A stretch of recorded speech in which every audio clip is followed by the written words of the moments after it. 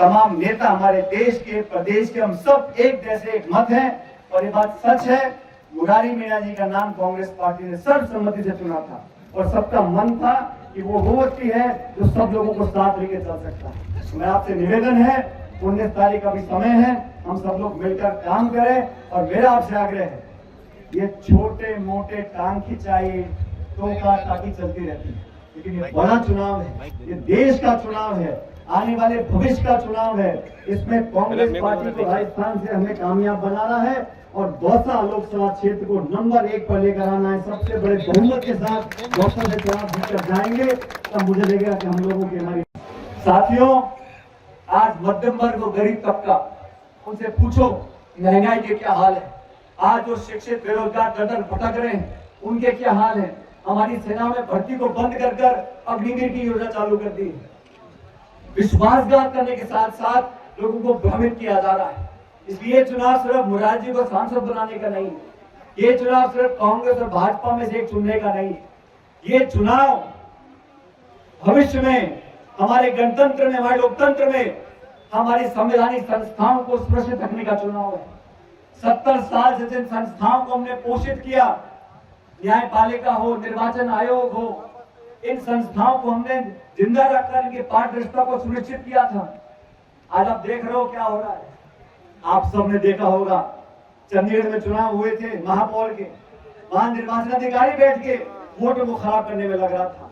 Supreme court ने दखल दी है, सुप्रीम कोर्ट ने दखल दी, तब जाके वहां मामला गाड़ी पट्टी पर बैठी। निर्वाचन आयोग के अधिकारी इस्तीफा दे रहे हैं, न्यायपालिका दबाव में है, विपक्ष के लोगों पर आक्रमण किया जा रहा है, निर्वाचित मुख्यमंत्रियों को जेल में डाला जा रहा है, इनकम टैक्स, ईडी, सीबीआई को लोगों के घरों में भेजा जा रहा है, नेताओं को डराकर धमकाकर उनकी आवाज को दबाने का काम किया जा रहा है।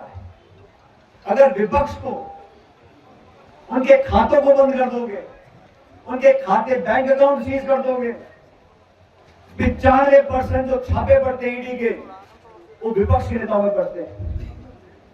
ये भाजपा ऐसी पार्टी है, कहते 300 पार, 400 पार, अच्छा हुआ 600 पार नहीं गई, वो भरोसा नहीं है, कह सकते भाई। लेकिन अगर इतने पार कर रहे हैं तो हमारे नेताओं को रोज क्यों लेके जा रहे हो? हमारे नेताओं की जरूरत क्यों पड़ गई? अगर आप इतने कामयाब हो, इतने ताकतवर, इतने आश्वस्त हो, तो विपक्ष के, कांग्रेस के नेताओं को एक एक कर क्यों ले जा रहे हो? मैं भी अखबार पढ़ रहा था आज सुबह, हरियाणा में 10 क्षेत्र लोकसभा के, वहां भाजपा के जो उम्मीदवार हैं 10, उसमें से 6 कांग्रेसी है, उनको बीजेपी ने टिकट दिया है। देखो, चुनाव से पहले नेता आते जाते रहते हैं, लेकिन ये चुनाव गंभीरता से लेना पड़ेगा। और आज ये जब से चुनाव अभियान शुरू हुआ, मैं तो पहली मीटिंग करने आया हूं और दौसा में इसलिए आया हूं क्योंकि यहाँ मेरा कुछ अधिकार है, आप लोगों पे है, आप लोगों के परिवारों पर है। और मैं ऐसा मानता हूं कि इस बार जो टिकट वितरण हुआ है, आप भी जानते हो, मैं भी जानता हूं, जो दूसरी पार्टी है वहां के टिकटों में क्या भगड़ मची है। मांग कोई रहा था, लड़ कोई रहा था, देख के जोर को दिया। मैं तो किसी के, मेरी आदत है, मैं किसी के बारे में व्यक्तिगत टिप्पणी करता नहीं, लेकिन जब घोषणा हुई तब मैंने समझा एक समय आ गया है कि अपन पिछली 3 बार चुनाव हार गए हैं। 2024 का चुनाव कांग्रेस की जीत का चुनाव है और सूद समेत जीतेंगे। पिछली 3 बार का बराबर करना हिसाब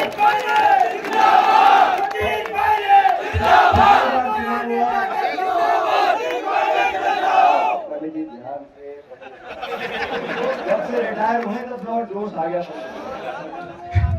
25 लोकसभा क्षेत्र राजस्थान में, पिछली बार लोकसभा के चुनाव हुए, सबसे कम अंतर से अगर कांग्रेस कहीं हारी थी तो दौसा से हारी, लेकिन हम हार गए। इस बार साथियों, मेरा हाथ जोड़ के निवेदन है, ये 25 लोकसभा सीट है, सबसे ज्यादा बड़ी जीत कहीं हो तो दौसा लोकसभा क्षेत्र से हो, यहाँ पर सुनिश्चित करना है। 19 में चुनाव हुए थे, सरकार हमारी थी, उस समय भी आपके बीच में हम लोग आए थे, लेकिन अब हम सरकार में नहीं है, अब मैं भी फ्री हूं। तो जहां जहां मुरारी जी नहीं पहुंच पाएंगे उन गांवों में, मैं जाऊंगा उनकी जगह वोट मांगने आप लोगों से। और जब मैं यहाँ से सांसद था तो 1500 गांव थे, अब 1950 गांव बढ़ गए। और ये बात सही है कि उम्मीदवार हर जगह नहीं जा सकता गांव पंचायत में, लेकिन आप सब लोग कांग्रेस के उम्मीदवार बनकर, कांग्रेस के कार्यकर्ता बनकर, कांग्रेस के नुमाइंदे बनकर उन गांव ढाणी में जाना है। और मैं जानता हूं लोग आज शायद बोले ना, लेकिन मन सबका भर गया है, सब बदलाव चाहते हैं, सब आईना दिखाना चाहते हैं। 19 तारीख को जब वोट पड़ेगा, एक एक वोट कांग्रेस पार्टी को पड़ना चाहिए।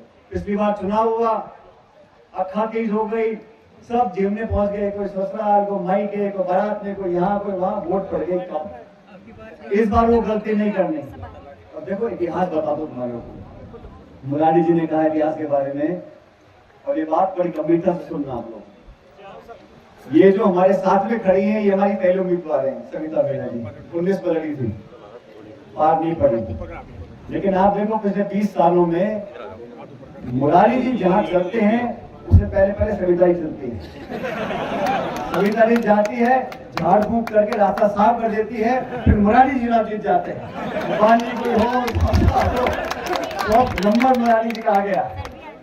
सविता जी चुनाव लड़ी पिछली बार, मैं तो खूब जोर लगाया, लेकिन किस्मत में लिखा था कि इनको ना तो उनको विधायक बनाना है, ना सांसद बनाना है। ये तो उनको भेजते, रास्ता साफ करा देते, फिर खुद जाके चुनाव लड़ते। तो ये रास्ता साफ हो गया। और ये चुनाव, अभी मैं लक्ष्मण जी से बात कर रहा था, ममता जी से बात कर रहा था, ये चुनाव पूरी पार्टी एकजुटता से कार्यकर्ताओं ने कमर कस ली है। भाजपा के 10 साल से शासन और 10 साल से यहाँ 15 साल से जो सांसद रहे, उन्होंने यहाँ विकास कराया नहीं है। और मैं मानता हूँ कि इस क्षेत्र से जो जुड़ाव हम सबका है, पार्टी का है, उसका परिणाम हमको मिलेगा 19 तारीख को।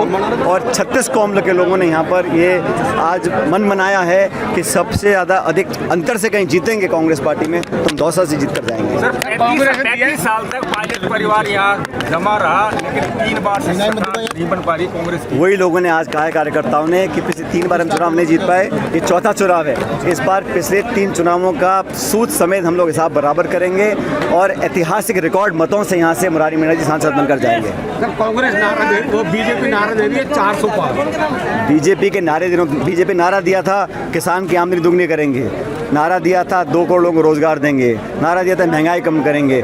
सारे नारे फेल हो गए, ये वाला भी फेल होगा। और मुझे लगता है राजस्थान में लोग बदलाव चाहते हैं। 2 बार यहाँ से 25 के 25 सांसद भाजपा के जीते थे, इस बार लोग मन बना चुके हैं, बदलाव करेंगे।